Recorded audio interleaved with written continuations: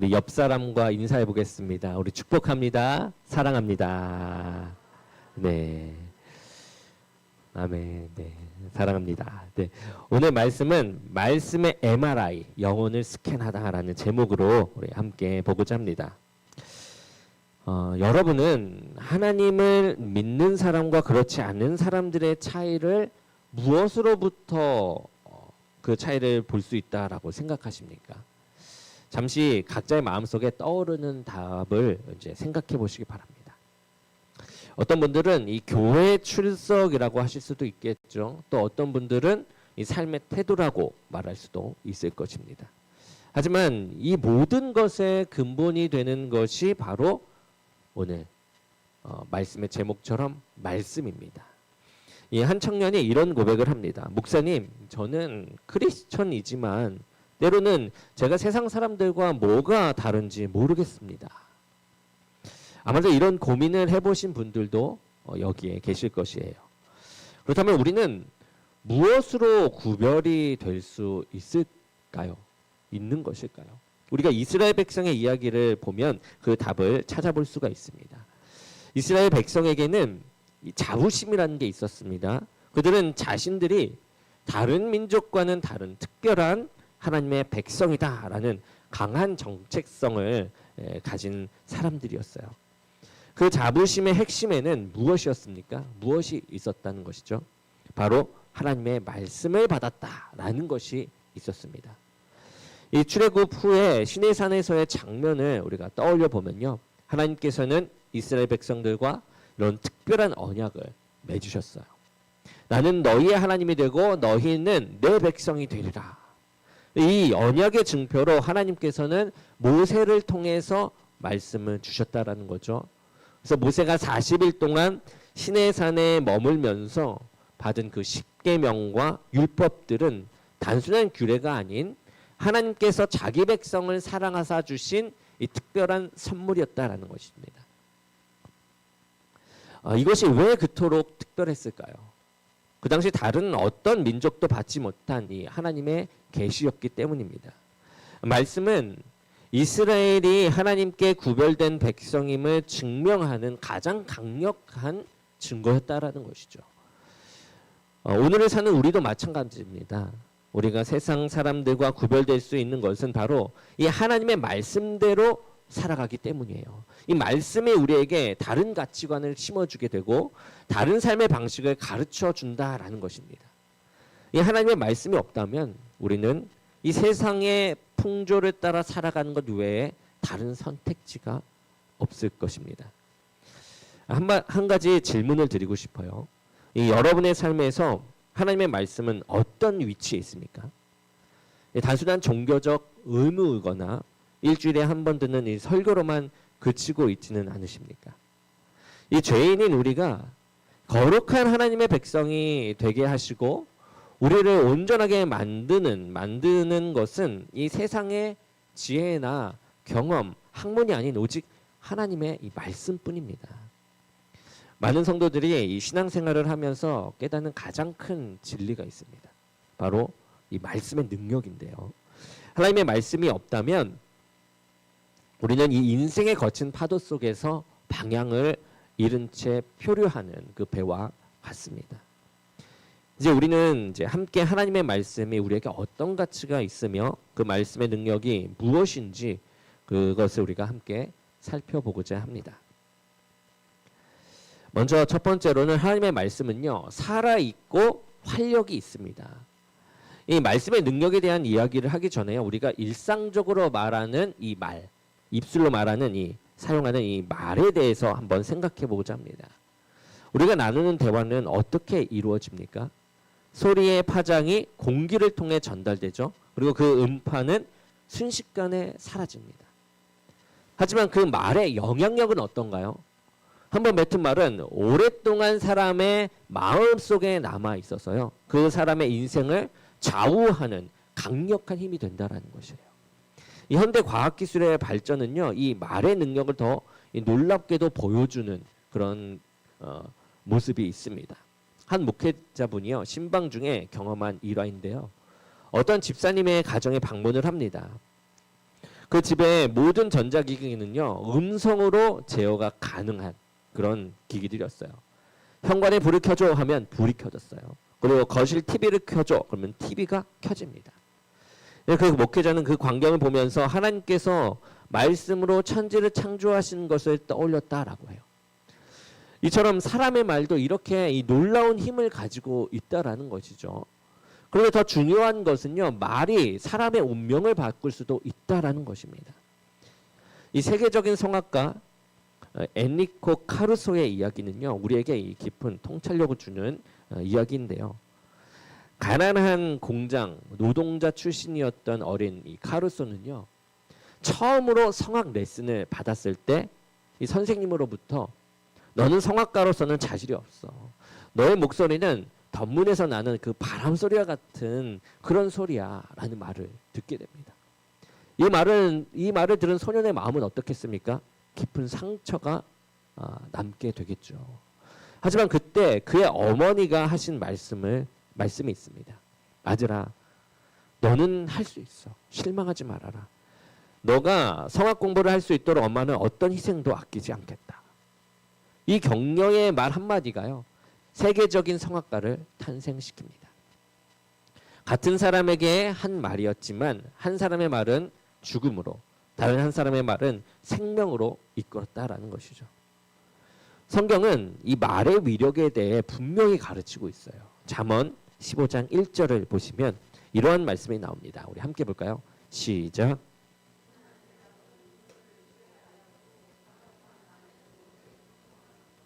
아멘. 우리의 말은 마치 이 양날의 검과 같죠. 그래서 사람을 살리기도 하고 또 죽이기도 합니다. 부드러운 말 한마디가 전쟁 같은 이 가정을 평화롭게 만들기도 하고요. 거친 말 한마디가 평화로운 가정을 전쟁터로 만들기도 합니다. 이처럼 이 유한한 인간의 말도 이런 능력이 있다면 하물며 이 천지를 창조하신 하나님의 말씀은 어떻겠습니까? 창세기를 보면 하나님께서는 이 말씀으로 이 세상을 창조하시죠. 빛이 있으라 하니 빛이 있었고, 물 가운데 이 궁창이 있어 물과 물로 나뉘게라 하니 그대로 되었어요. 그리고 지금도 그 말씀으로 온 우주를 운행하고 계시다라는 거죠. 이사야 40장 8절은 이렇게 선포합니다. 우리 함께 보겠습니다. 시작. 풀은 마르고 아멘. 이 세상의 모든 것들은 시들고 사라집니다. 사라지지만 이 하나님의 말씀만은 영원히 존재한다라는 것이죠. 이것이 바로 하나님의 말씀의 특별한 능력입니다. 또 다른 말씀, 이 요한복음 6장 63절도 우리 함께 보겠습니다. 함께 봅니다. 시작. 내가 너희에게 이른 말은 영영. 아멘. 아멘. 이 하나님의 말씀은요, 단순한 소리의 진동이 아닌 것이죠. 영적 생명력을 가진 능력이라는 것입니다. 이 에스겔 37장에서는요, 이 마른 뼈 환상이 나오는데요. 이 마른 뼈 환상은 하나님의 말씀의 생명을 가장 극적으로 보여주는 그러한 장면이에요. 이 하나님께서는 영으로 에스겔 선지자를 데리고 골짜기 가운데로 가셔요. 그곳에는 이 말라버린 뼈들이 가득합니다. 죽음이 가득한 그곳에서 하나님은 이 에스겔에게 묻게 돼요. 인자야, 이 뼈들이 능히 살겠느냐? 에스겔은 주 여호와여, 주께서 아시나이다 라고 대답을 하죠. 그리고 하나님은 에스겔에게 명령하셨어요. 너는 이 모든 뼈에게 대언하라. 그래서 에스겔은 하나님의 말씀을 선포합니다. 너희 마른 뼈들아, 여호와의 말씀을 들을지어다. 내가 너희 위에 힘줄을 두고 살을 입히고 가죽으로 덮고 너희 속에 생기를 넣으리니 너희가 살아나리라. 생기를 넣으리니 너희가 살아나리라. 놀라운 일이 일어납니다. 말씀이 선포되자 뼈들이 움직이더니 서로 연결이 되어서 사람의 형태를 갖추기 시작했어요. 그리고 그 뼈에 힘줄이 생기고 살이 오르고 가죽이 뒤덮입니다. 하지만 아직 생명은 없어요. 이때 하나님께서 다시 말씀합니다. 이 부분에서 우리가 특별히 주목해야 할 단어가 바로 이 생기. 히브리어로는 루아흐인데 이 단어는 바람, 숨, 생기를 의미하면서 동시에 성령을 의미하기도 합니다. 이 하나님께서는 이 에스겔에게 생기야 사방으로부터 와서 이 죽음을 당한 자에게 불어서 살아나게 하라라고 명령을 하세요. 이것은 단순히 숨을 불어넣는 것이 아닌 성령의 능력으로 생명을 주시겠다라는 그러한 약속이죠. 이 에스겔이 하나님의 말씀대로 대언을 하자 생기가 그들에게 들어가 살아나 일어서는 극히 큰 군대가 되었다라는 거죠. 죽음이 가득했던 그 골짜기가 생명이 넘치는 군대로 변화된 것입니다. 이처럼 하나님의 말씀은요, 지금도 동일한 능력으로 우리에게 역사되어지고 있습니다. 역사하고 계세요. 오늘 또 우리는 이 루하의 능력을 구하면서 선포해야 합니다. 성령이여 우리 가운데 불어오셔서 지친 영혼을 살아나게 하소서. 성령이여 우리의 가정과 교회 가운데 역사하셔서 죽어가는 영혼들을 속생시켜 주옵소서. 이것이 바로 살아있는 말씀의 능력을 믿는 우리의 믿음의 고백이 되어야 한다라는 것이죠. 하나님의 말씀이 성령의 능력으로 역사할 때 이렇게 마른 뼈와 같이 죽었던 영혼이 살아나고 새로운 생명을 얻게 되는 것입니다. 이것이 바로 지금도 살아있고 운동력 있는 하나님 말씀의 능력인 것입니다. 두 번째 하나님의 말씀은 어떤 검보다도 예리한 검과 같다라는 것이에요. 히브리서 4장 12절이죠. 오늘 본문 말씀 12절에 이렇게 나옵니다. 하나님의 말씀은 살아있고 운동력이 있어 좌우의 날선 어떤 검보다도 예리하다라고 말합니다. 말씀은 검과 같다라는 거죠. 일반적으로 여러분 검은 상대방을 해하는 무기로 사용되어집니다. 그렇죠? 그러나 이 하나님의 말씀은 죽이는 검이 아닌 살리는 검이라는 거예요. 마치 외과 의사가 수술용 메스로 환자의 병든 부위를 도려내어서 생명을 살리는 것처럼 하나님의 말씀은 우리 영혼의 병든 부분을 정확히 찾아내어서 치료하시는 그런 도구가 된다라는 겁니다. 이 성경은 하나님이 이 영과 혼과 육으로 이루어졌다라고 말하고 있죠. 하나님의 말씀은 이 세 영역을 완벽하게 꿰뚫어 보시고 치료하신다라는 거예요. 우리의 창조된 생각과 죄성을 드러내시고 거짓된 것을 제거하시고 영적 질병을 고칩니다. 이것이 바로 혼과 영과 및 관절과 골수를 찔러 쪼개기까지 한다라는 말씀의 의미가 되는 것이죠. 사도행전에서 두 가지 대조적인 사례를 우리가 볼 수 있는데요. 오순절날 베드로의 이 설교를 들은 사람들은 마음의 찔림을 받고 회개했습니다. 그 결과 이 3,000명이나 되는 사람들이 구원을 받게 돼요. 반면에 이 스데반의 설교를 들은 사람들도 마음의 찔림을 받는 것을 우리가 봅니다. 그렇지만 그들은 이것을 거부하고 오히려 스데반을 돌로 쳐서 죽입니다. 같은 말씀의 검이 어떤 이에게는 생명이 되었어요. 그러나 어떤 이에게는 사망이 되었습니다. 이 16세기 프랑스의 이 암브로스 파레는요, 이 현대 외과 의학의 아버지라고 불리는 사람입니다. 그는 이 이발사 수술사로 시작해서 프랑스의 4명의 왕을 섬긴 왕실 외과의가 되었어요. 당시 이 전쟁터에서 총상을 입은 이 병사들을 치료할 때 일반적으로는 뜨거운 기름을 부어 소독하는 잔인한 방법을 사용했습니다. 그러나 어느 전투에서 이 기름이 부족하게 되자 이 파레는 할 수 없이 달걀 노른자, 장미유, 테레비뉴를 섞은 이 연고를 만들어 상처에 바릅니다.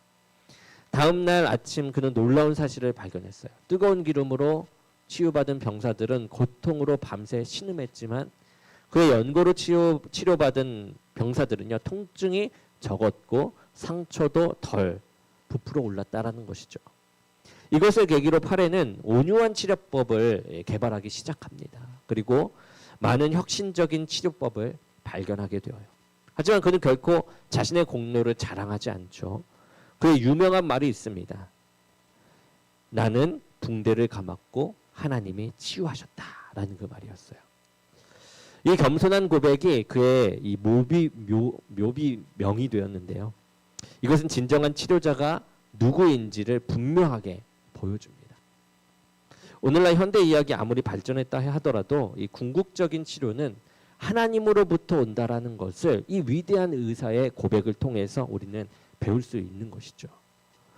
이처럼 하나님의 말씀은요, 우리의 영혼에 참된 치료제이며 때로는 이 예리한 수술도구와 같이 우리의 병든 부분을 도려내기도 하시는 것입니다. 오늘날 우리 사회는 영적으로 심각하게 병들었습니다. 각종 범죄와 중독, 불의와 거짓, 전쟁과 미움이 만연하죠. 이것은 하나님의 말씀을 잃어버리고 인간의 생각대로 사는 그 결과입니다. 우리는 이런 시대를 향해 기도해야만 하는 것이죠.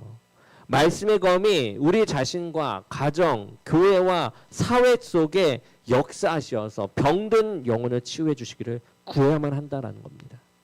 하나님, 주님의 말씀으로 우리의 병든 영과 혼을 치유하여 주옵소서. 우리의 가정과 교회와 이 사회, 이 나라가 말씀으로 새롭게 되게 하여 주옵소서. 그렇게 기도해야 되는 거죠.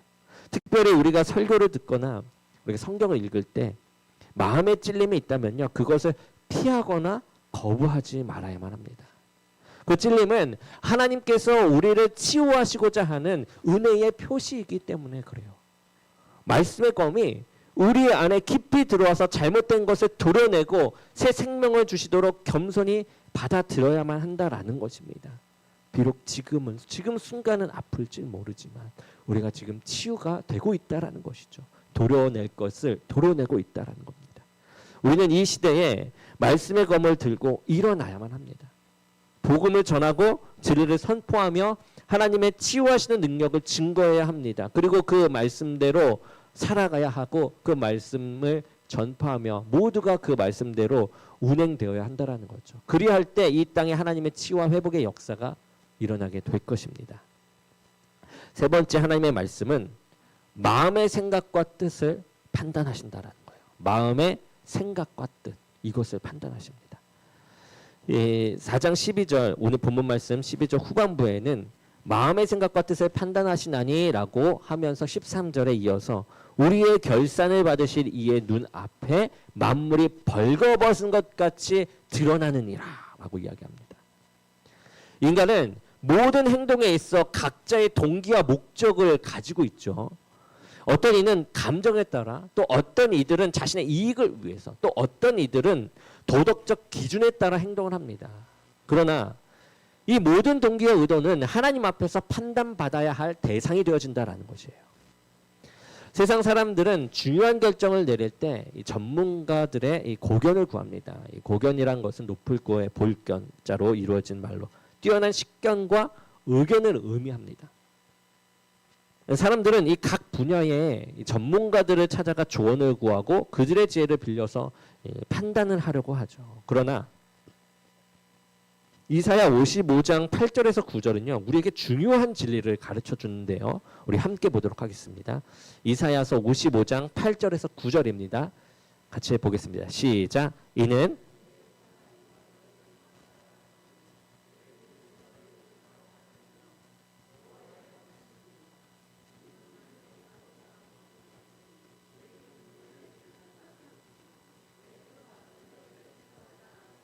아멘.